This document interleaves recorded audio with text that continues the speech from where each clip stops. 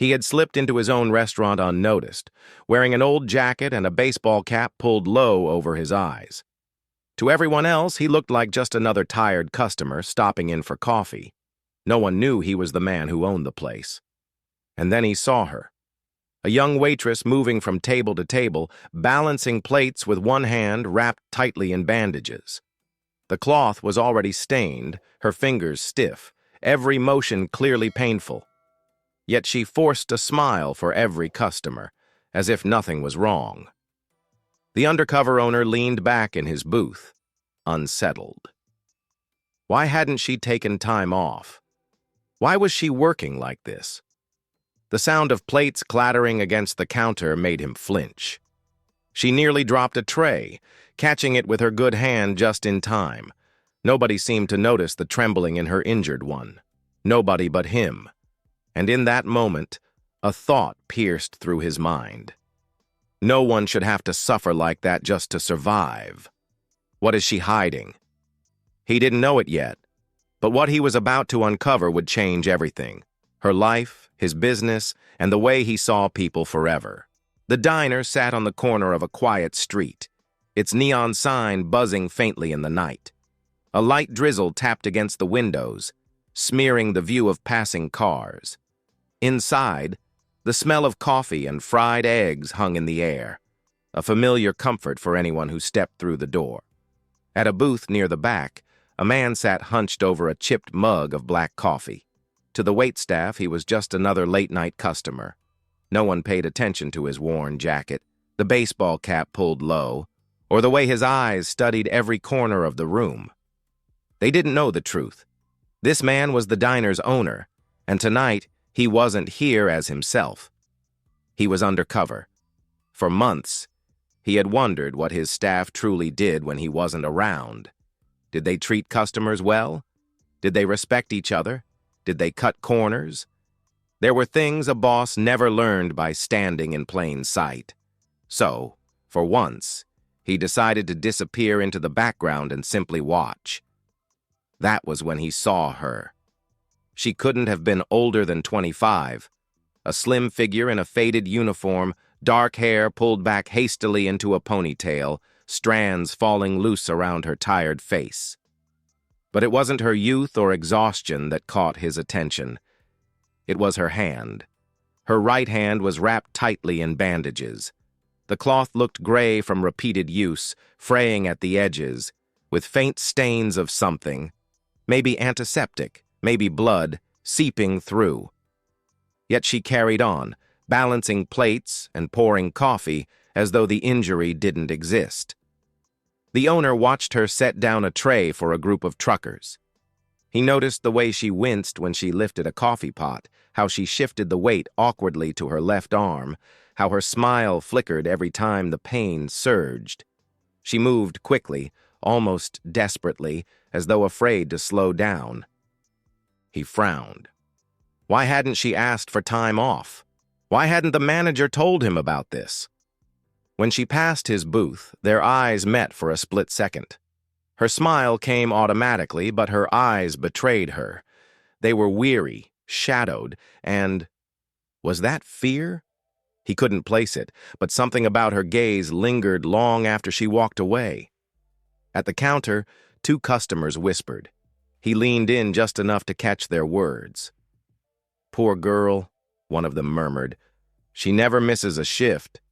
"Even with that hand?" the other asked. "Yeah, she's been like that for weeks. Don't know how she does it." The owner sipped his coffee, unsettled. Weeks? Why hadn't anyone reported it? If she was truly injured, she should be at home recovering, not here pretending everything was fine.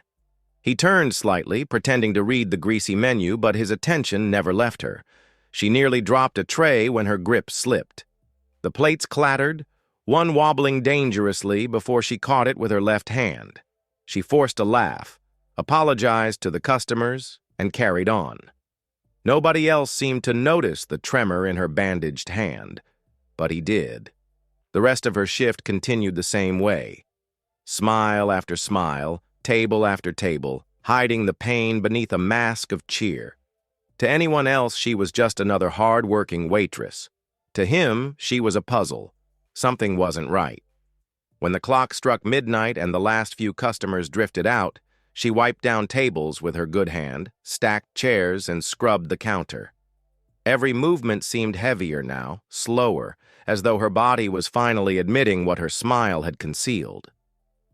The Undercover owner finished his coffee, left a few bills on the table, and slipped outside into the cool night. But he didn't head home. Instead, he leaned against a lamppost across the street, watching through the fogged windows as she hung up her apron. She stepped out a few minutes later, pulling her coat tight against the drizzle. Her shoulders slumped once the door swung shut behind her, the mask falling away in the shadows. She walked quickly, head down, her injured hand clutched to her chest. The owner hesitated. He hadn't planned to follow anyone tonight. He had only meant to observe, to listen, to see his business from the outside. But something in her weary steps pulled at him. Curiosity mixed with concern, and before he could stop himself, he pushed away from the lamppost and began to trail her at a distance. Down the block she went, past darkened shops and shuttered windows, her figure shrinking beneath the glow of streetlights. She turned into a narrow alley, then up the stairs of a weathered apartment building. The paint peeled from the door, the hallway lights flickered, and for a moment, the owner wondered if this was really where one of his employees went home every night. At the top of the stairs, she unlocked a door and slipped inside. The faint glow of a lamp spilled out for just a second, before it closed again. Silence followed. He should have left then. He should have turned back, convinced himself it wasn't his business.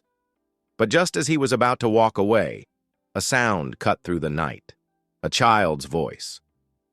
"Mom!" The word was filled with relief and excitement. The door cracked open again, and in that brief sliver of light, he saw a small boy run into her arms. She knelt down, ignoring the pain in her bandaged hand, and hugged him tightly. The owner's heart sank. She wasn't just working through an injury for herself. She was working for him. And suddenly, every question multiplied. How long had she been doing this? What had happened to her hand? And most of all, what else was she hiding? He turned away into the night, his mind racing. Tomorrow he would come back. Tomorrow he would dig deeper. But for now, one thing was clear. The story of his waitress had only just begun. The next evening, the diner buzzed with more life than the night before. The neon sign flickered steadily, and the sound of conversations mingled with the clink of silverware. Trucks lined the street outside, their drivers piling in for warm meals after long hauls. The Undercover owner returned to his booth near the back, hidden beneath the brim of his cap, his coffee steaming in front of him. He didn't come for the food. He came to watch her. The waitress moved quickly between tables, that same bandaged hand struggling under the weight of trays. From a distance, it almost looked normal, but the closer he looked, the more obvious her struggle became. She held plates at awkward angles, gritted her teeth when coffee pots grew too heavy, and leaned against counters when she thought no one was looking. But people were looking. They just pretended not to.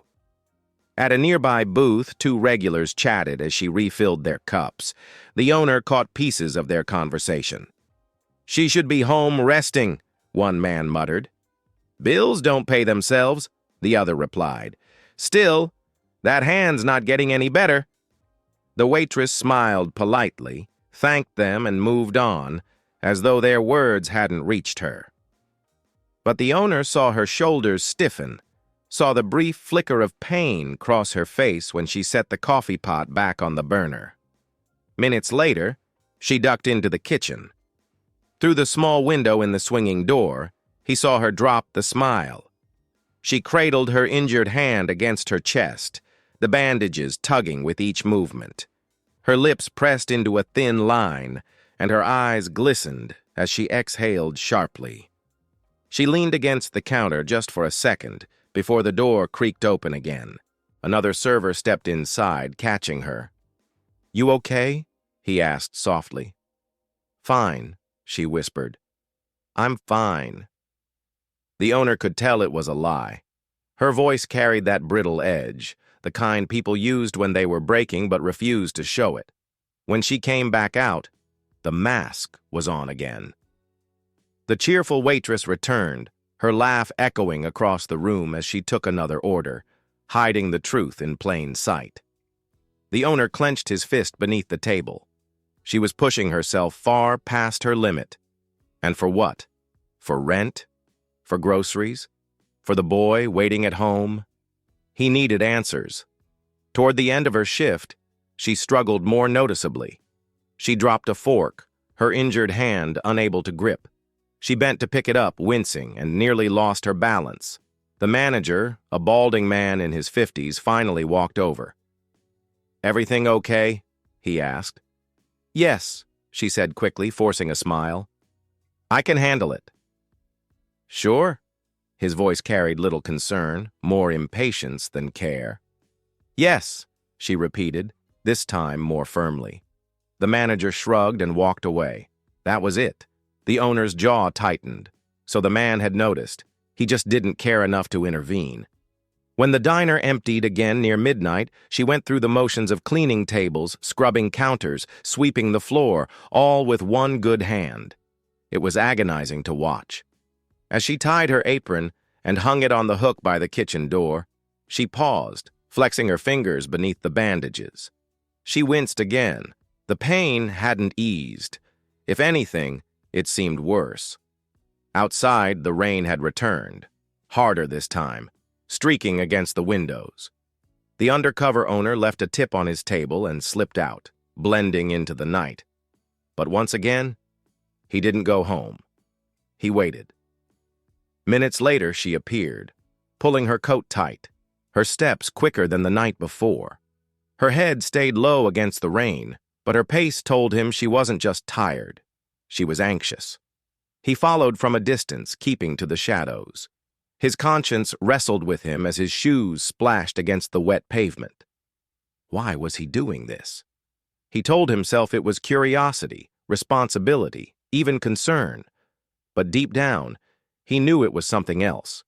An unease he couldn't shake, a feeling that her story was far more complicated than anyone realized. She reached the apartment building again, the same cracked walls and flickering lights. As she climbed the stairs, she stumbled slightly, grabbing the railing with her good hand. He winced, just watching. At the top, she unlocked her door. This time, the boy was waiting just inside. His small face lit up when he saw her. "Mom, you're back!" he exclaimed. "Of course I am," she said softly, her voice tired but warm. "I always come back." She closed the door behind her. The light in the window glowed faintly, a fragile warmth against the rain. The owner stood across the street, staring at that window. The questions gnawed at him harder now. How long could she keep working like this? What if her hand never healed? And what else was she hiding that made her push through so much pain? As he turned to leave, the sound of voices drifted faintly through the rain. They were muffled but sharp. Not the boy's innocent tone this time, but deeper, harsher. A man's voice. The owner froze, his chest tightening. Someone else was inside that apartment. The rain hadn't eased. It hammered the pavement in relentless sheets, drumming against the metal awning above the building's entrance. The undercover owner stood across the street, his jacket pulled tight, heart pounding against his ribs.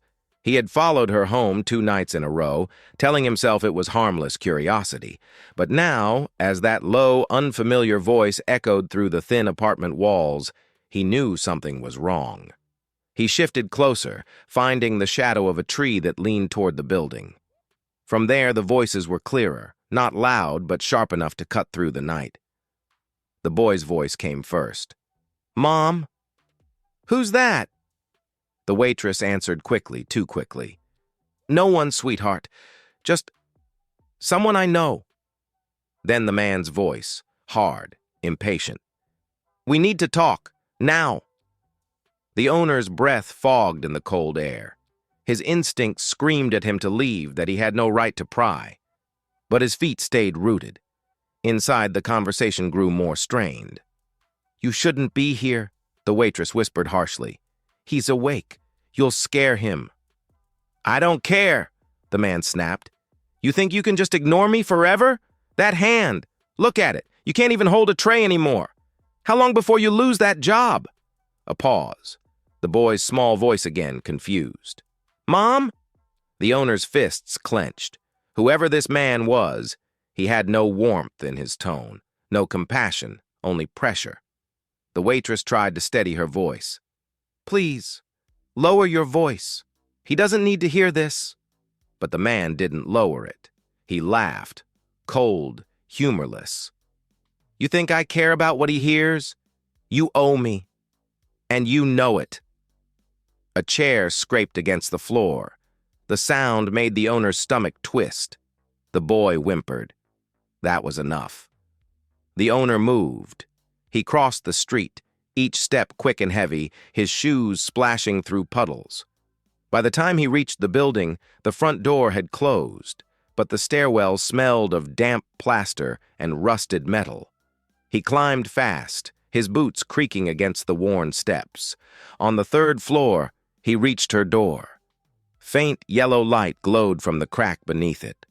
The voices inside grew sharper, heated. "You can't keep showing up," she hissed. "And you can't keep stalling," he shot back. "Do you want me to tell him the truth? Do you want your kid to find out what kind of mess his mother is in?" The owner's pulse thundered in his ears. The truth? He pressed closer, almost against the door, straining to hear more. Her reply came broken, desperate. "Please, not tonight. I can't—" The boy interrupted with a shout, high-pitched and afraid. "Leave my mom alone!" The man's laugh followed, cruel and dismissive. "Brave kid, but you don't know anything, do you?" Something inside the owner snapped. Without thinking, he rapped hard on the door. 3 sharp knocks that echoed down the hallway. Silence. Inside, the voices froze. He could picture them, her startled eyes, the boy's confusion, the man's sudden tension. Then the waitress spoke, her voice tight. "Who is it?" The owner hesitated only a second before answering. "It's me.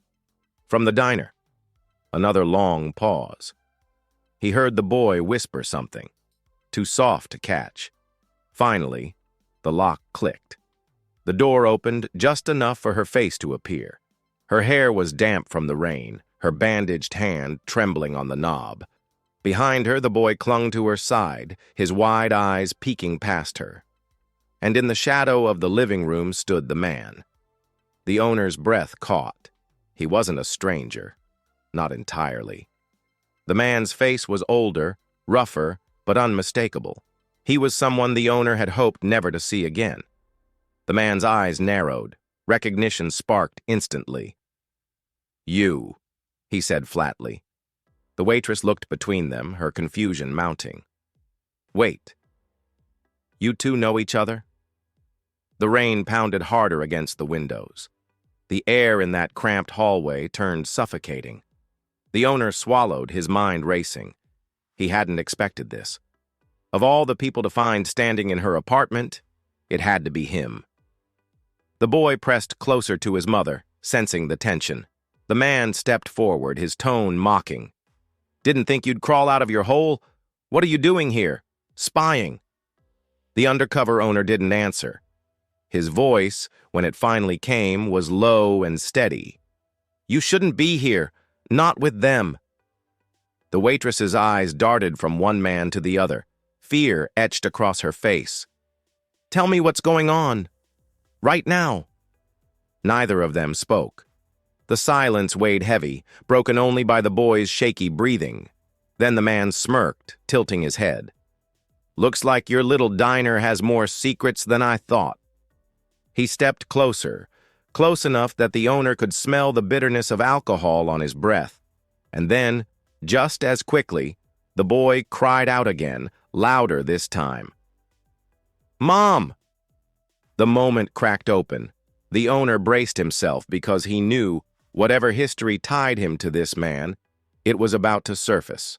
And once it did, nothing in that apartment, Nothing in that family's fragile world would stay hidden. The next morning, the diner felt strangely heavy. The smell of frying bacon and brewed coffee should have been comforting, but to Mr. Carter, still undercover, it all seemed darker, almost suffocating. He sat at his usual booth near the back, watching Emma shuffle between tables with that same forced smile, her broken hand now trembling more than the day before. She moved like someone carrying invisible weights, and in some ways, she was. It wasn't just the pain. It wasn't just exhaustion. Something bigger gnawed at her from the inside.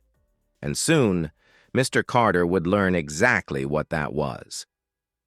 Emma slipped into the kitchen, thinking no one was watching, but Carter had followed her with his eyes.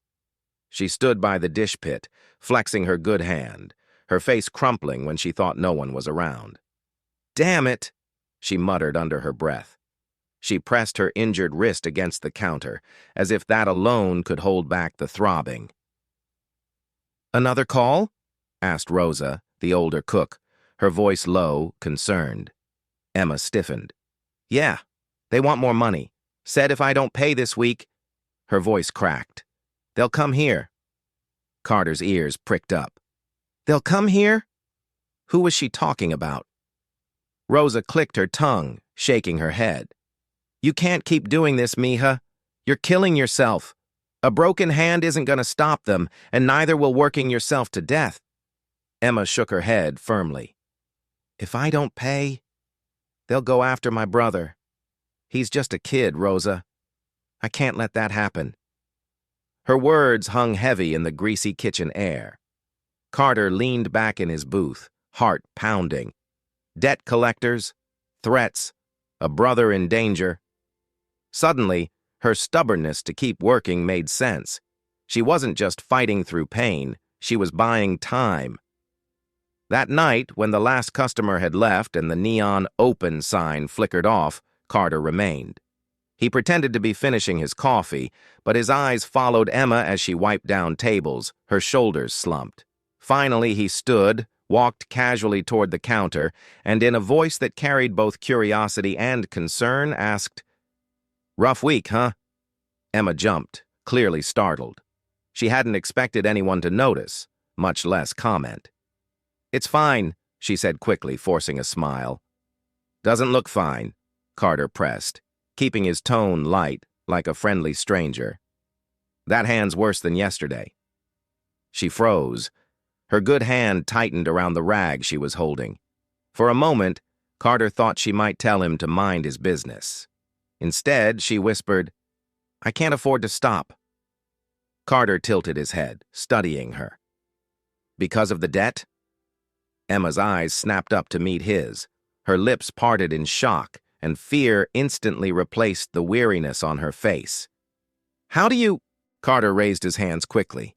Hey, I didn't mean anything bad. I overheard, that's all. In the kitchen earlier." Her shoulders sagged, but the fear didn't leave her eyes. "You don't understand. It's not just money. These people, they don't forgive. They don't forget." Carter sat down at the counter, leaning closer. "Then help me understand." Emma looked at him for a long time, her jaw tight, as if weighing the danger of speaking. Finally, she exhaled. "It started with my brother. He got mixed up with the wrong crowd, gambling. He was stupid, but he's just a teenager. When he couldn't pay what he owed, they came after me. Said I had to take responsibility or they'd make sure he never got out of it alive." Carter's blood ran cold. She wasn't just paying her own debt, she was carrying her brother's. Emma's voice cracked as she went on. "Every week they call. Every week they raise the number. I can't catch up. I can barely keep us fed. And now—" She held up her bandaged hand, trembling. "They don't care if I can't work. They just care about the money." Her confession burned itself into Carter's chest. He thought about all the times he'd walked into his diner as the boss, never really seeing the people who worked for him. He thought about Emma's forced smile, her broken hand, her quiet suffering. And then, For the first time, he realized this wasn't just a problem for her. It was a problem that might walk through his diner doors any day now. Carter leaned in, his voice steady but intense. "Emma, have they ever come here? To the diner?" She hesitated, then nodded. "Once. A guy showed up last week, sat in that booth." She pointed toward the very booth Carter had been sitting in earlier. "Didn't order food, just sat there, watched me, and when I passed, he whispered, 'Tick-tock.'"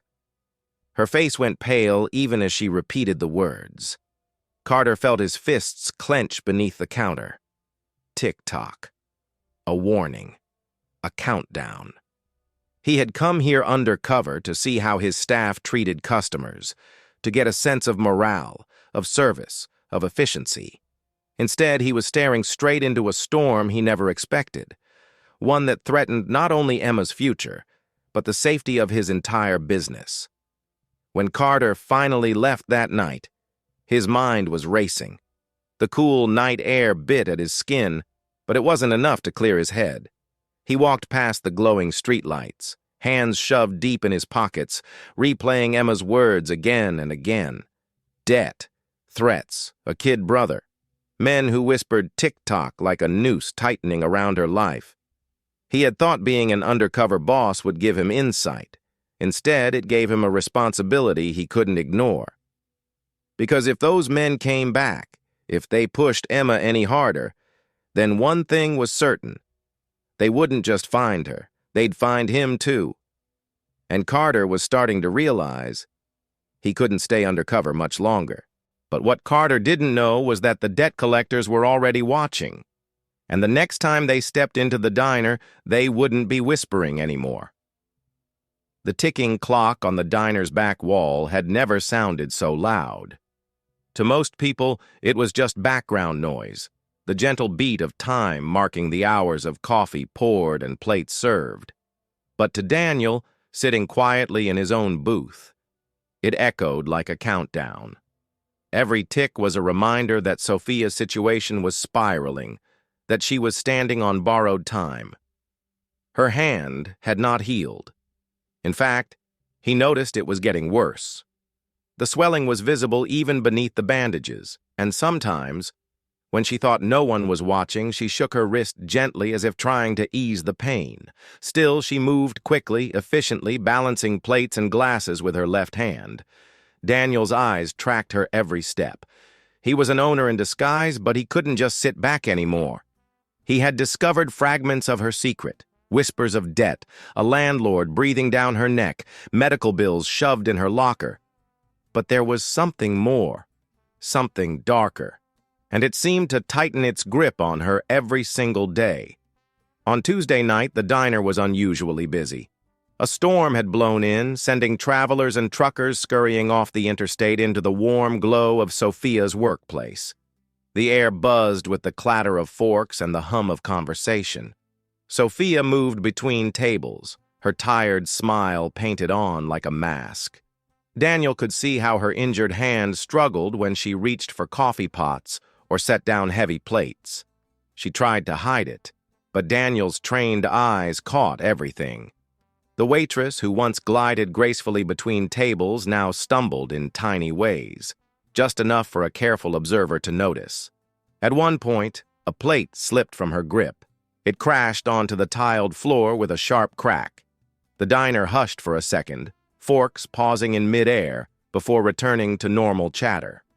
Sophia bent down quickly, trying to clean it up, but Daniel noticed how she pressed her bandaged hand against her apron, stifling a wince of pain. Tick, tock. Daniel felt the seconds pounding in his chest. He knew what broken bones looked like when left untreated. He knew infection could set in, that permanent damage could follow. But why? Why wouldn't she just go to a doctor? Later that night, when the rush had slowed, Daniel slipped toward the restroom. On his way back, he heard Sophia's voice, low, urgent. She was in the kitchen, back turned to the swinging door, clutching the phone. "Please," she whispered, voice tight with panic. "I just need more time. I'm paying what I can, but no, Don't come here. Don't. Her hand trembled around the receiver. She paused, listening, then lowered her voice to a near hiss. I said don't come here. If my boss finds out, I'll lose this job. This diner is all I've got. Daniel froze. The words slammed into him harder than he expected. All she's got. He backed away silently before she could notice him. The pieces were falling into place, the debt collectors, the injured hand, the desperate need to keep working. But still, something didn't fit. Debt explained the pressure, but not the depth of fear in her voice, not the way she had said, don't come here. It wasn't just money she owed, it was something heavier. Tick, tock. The clock on the diner wall kept hammering away, reminding him time was running out for her. The next evening, long after the dinner crowd had gone, Daniel lingered near the corner booth, pretending to nurse his coffee. Only a few customers remained. Sophia wiped down tables, her movements slower than usual. That's when the door creaked open, and a man stepped inside. He didn't look like a customer. His jacket was too heavy for the mild night, his eyes scanning the diner with a sharpness that set Daniel on edge. He spotted Sophia instantly. Her face drained of color. She froze mid-wipe, rag dangling from her good hand. The man smiled, a thin, dangerous curve of lips. He moved toward her, casual but deliberate. Daniel's muscles tensed. He wasn't sure what this man wanted, but the look in Sophia's eyes told him it was nothing good. Sophia, the man said softly, almost kindly. We need to talk. Her hand trembled on the table. Not here, she whispered. Please, not here. Daniel leaned forward, heart pounding. The other customers were oblivious, chatting over pie and coffee. But to him, the diner felt like a stage where a silent war had just begun. The man's eyes flicked around the room. Time's up, he said, tapping the table with one finger. You know what happens if you keep stalling. Tick, tock. The sound of the diner's clock filled Daniel's ears. Every second was a fuse burning shorter. He had come undercover to see how his staff was treated. Now he was staring at something far more dangerous than poor management or neglect. When the man finally left, Sophia sagged against the counter, looking smaller than ever. Daniel wanted to step in, to reveal himself, to tell her she wasn't alone. But he hesitated. If he exposed himself now, would she trust him? Or would she shut down completely? The clock ticked on. Daniel clenched his fists under the table. He had built this diner to be a safe haven, a place where people could gather, eat, and feel at home. But one of his own employees was being crushed by something she couldn't escape, and he had been blind to it until now. He knew one thing for sure. He couldn't sit back anymore. The countdown was nearing its end. Something had to be done. Tick, tock. As Daniel rose to leave, Sophia finally noticed him. Their eyes met across the quiet diner. Her lips parted as if she wanted to say something, maybe a plea, maybe a warning. But before she could speak, the clock struck midnight, its chime echoing across the empty space. And Daniel realized the countdown had just run out. The night was colder than usual, though the calendar said spring was just around the corner. Ethan sat in his car, parked across the street from the diner, the engine silent, his fingers drumming anxiously against the steering wheel. He hadn't meant to follow Samantha home that evening, but something in her eyes earlier had told him she was close to collapse. And he was right. From his seat in the shadows, he watched her stumble out of the diner's back door after closing, balancing the trash bag with her good hand, her injured one still bound in bandages. She looked smaller than ever beneath the flickering street lamp, tired, fragile, alone. Ethan's chest tightened. He had reached his breaking point, too. Watching from the sidelines was no longer an option, but just as he opened his car door, movement caught his eye. A dark sedan rolled slowly around the corner, headlights dimmed. It crept along the curb until it stopped just a few feet from where Samantha stood. The passenger window slid down with a mechanical hum. "Sam!" a man's voice called out, low and sharp. She froze, her shoulders tensed before she turned. Ethan could see the fear written all over her face, even from across the street. The man leaned out the window, his expression hidden in shadows. "Time's up," he said flatly. Ethan's grip on the door handle tightened. His pulse hammered in his ears. "Debt collectors." Samantha's voice trembled as she answered, "Please, just a little more time." "I'm doing everything I can." The man cut her off with a sneer. "Your brother said the same thing. You know how that ended. Don't make us repeat history." Ethan's blood went cold. He didn't know the details of her brother's fate, but the menace in the man's tone was enough to fill in the blanks. Samantha's injured hand twitched against her side, trembling as she forced herself to stand straighter. "I'll get it," she said, her voice breaking. "I promise I'll get it." The driver leaned forward now, both men watching her like predators sizing up prey. "You've been saying that for weeks. Tick-tock, sweetheart. Tomorrow night. No more excuses." The car door swung open and the man stepped out. His boots crunched against the pavement as he approached her. Samantha took a step back, colliding with the dumpster. Ethan's instincts screamed at him to intervene, but he stayed rooted to his seat, torn between exposing himself and protecting her. The man leaned in close to Samantha, so close Ethan could see her flinch. "If you don't have it by tomorrow, you'll wish you never stepped foot in this town." And then he shoved the trash bag out of her hand, letting its contents spill across the concrete, before climbing back into the sedan. The car pulled away, its taillights fading into the night. Samantha crumpled to her knees, silently picking up the garbage with shaking fingers. That was it. Ethan couldn't just watch anymore. He crossed the street in quick strides, kneeling beside her before she realized he was there. She gasped, startled, her eyes wide with both fear and exhaustion. "It's just me," he whispered. "It's Ethan."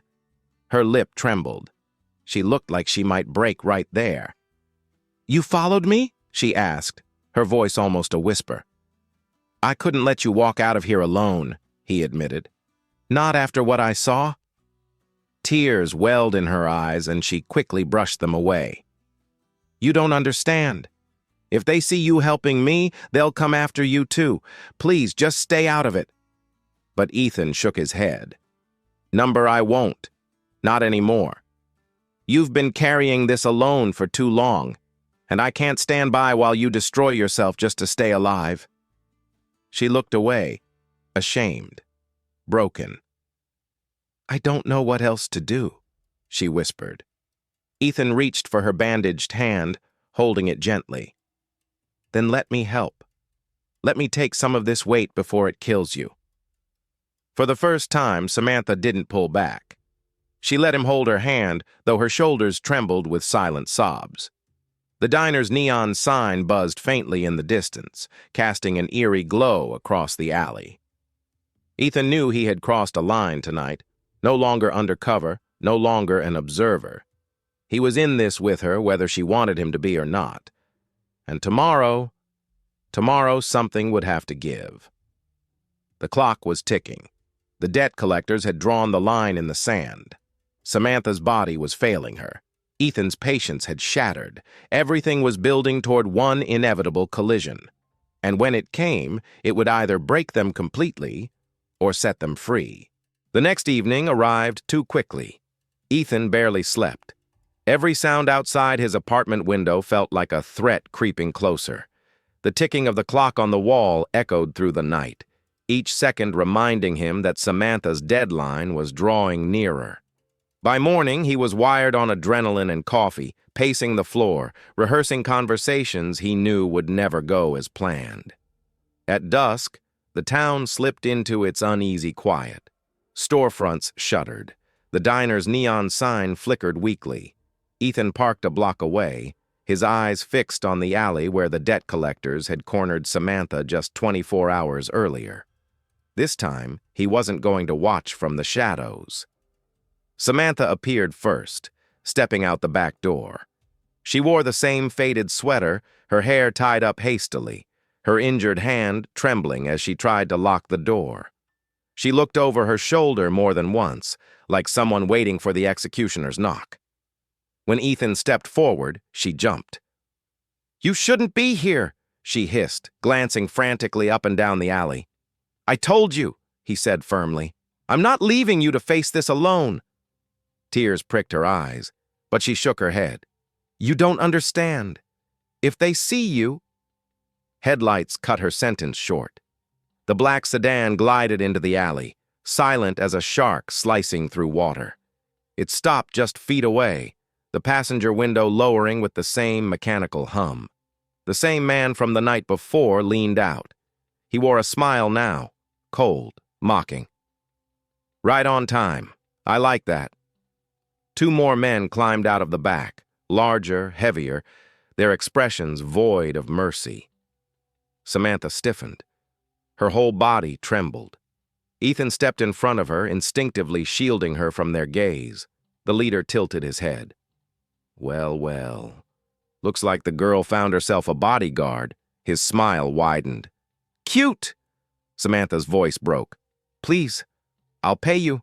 Just give me more time." The man chuckled, shaking his head slowly. "Time is the one thing you don't have." Ethan's fists clenched. "Back off," he growled. The leader's eyes flicked to him with amusement. "And who exactly are you supposed to be? Her knight in shining armor?" Ethan didn't answer. His jaw locked, his pulse pounding. Samantha suddenly stepped forward, her voice shaking but sharp. "This isn't about me, is it? It's about my brother. You already got what you wanted from him. He—" Her throat closed up. For a moment, she couldn't finish. The man's smile disappeared. "Careful, sweetheart." But Ethan caught it, the slip. Her brother hadn't just owed them. Something worse had happened. Ethan's voice was steady, cold. "What did you do to her, brother?" The leader's silence was more telling than words. His smirk returned, crueler this time. "Some debts can only be paid in blood. Guess you'll be next if you keep asking questions." Samantha gasped, covering her mouth. Her knees nearly buckled. That was it. Ethan's restraint shattered. "You're done," he spat. "You're not touching her again." The alley exploded with motion. One of the thugs lunged at Ethan, but Ethan met him head-on, slamming him against the brick wall. Pain shot up his arm, but adrenaline kept him moving. Samantha screamed as another thug reached for her, but she swung the trash can lid with her good hand, catching him across the jaw. Chaos, shouts, the scrape of boots on concrete. The leader stood back, watching with a twisted satisfaction as though he was enjoying the spectacle. But when Ethan managed to knock one of the men to the ground, the leader stepped forward, pulling something from his coat. The glint of a knife caught the streetlight. Ethan froze, chest heaving. The leader sneered. "You think you can save her? You can't even save yourself!" But before he could strike, Samantha's voice pierced the air. "Stop!" Everyone turned. She stood in the center of the alley, bandages torn, face streaked with tears, but her voice carried like steel. "I'll end this. You want me? Fine. I'll go. Just leave him out of it." Her body shook, but her eyes burned with a determination Ethan hadn't seen before. The leader laughed softly, almost admiringly. "There it is, the sacrifice, just like your brother." But Ethan stepped between them again, his voice thundering. "Number, she's not paying for this. Not with money, not with her life. It ends tonight." The tension stretched razor thin. The knife gleamed. Samantha's breath hitched. Then, sirens. Red and blue lights flashed at the mouth of the alley. Someone had called the police. The leader cursed under his breath, shoving the knife back into his coat. He signaled to his men, and within seconds, they were retreating to the sedan. The car roared to life, screeching out of the alley just as two squad cars boxed it in at the end of the street. Ethan exhaled, chest heaving, adrenaline crashing all at once. Samantha collapsed against him, sobbing into his chest. The officers rushed forward, weapons drawn, ordering the men out of the vehicle. Shouts filled the night, handcuffs clicked, doors slammed. It was over. Or at least, the worst of it was. Samantha clung to Ethan, her voice hoarse. "You shouldn't have—" He silenced her with a gentle shake of his head. "I'd do it again. 1,000 times." For the first time, she let herself breathe. Truly breathe. The police took statements, collected evidence, and assured Samantha that the men would face charges not only for extortion, but also for what they had done to her brother. Justice, long delayed, was finally within reach. As the officers drove away with the criminals in custody, silence returned to the alley. Samantha looked at Ethan, her eyes still red, but clearer than he'd ever seen them. "I don't know how to thank you." "You don't have to," he said softly. "Just don't carry this alone anymore." The diner's neon sign flickered one last time, casting a warm glow over them. For the first time in months, Samantha's shoulders eased. The storm had broken. The weight had lifted. Tomorrow would bring new struggles, but tonight, for the first time, there was hope. And hope, Ethan realized, was worth fighting for.